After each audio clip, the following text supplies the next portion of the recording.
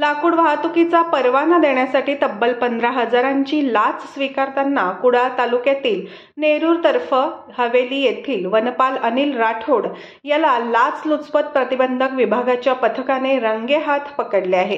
ही कारवाई सिंधुदुर्ग लाचलुचपत विभागाकडून शुक्रवारी रात्री उशिरा करण्यात आली। या प्रकरणी राठोड याच्यावर भ्रष्टाचार अधिनियमानुसार गुन्हा दाखल करण्यात आला आहे।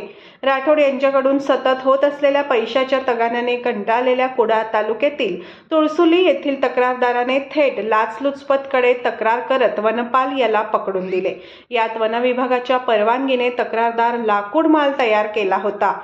या मालाची वाहतूक करण्यासाठी परवानगी आवश्यक असलेला परवाना त्यांनी मिळवण्यासाठी राठोड यांच्याकडे अर्ज केला होता, परंतु हा परवाना देण्यासाठी राठोड यांनी तब्बल 20,000 रुपयांची मागणी केली होती। त्यातील 15,000 रुपयांची लाच स्वीकारताना सिंधुदुर्ग लाचलुचपत विभागाकडून रंगेहात पकडण्यात आले। ही कारवाई पोलीस उपअधीक्षक अरुण पवार यांच्या मार्गदर्शनाखाली करण्यात आली।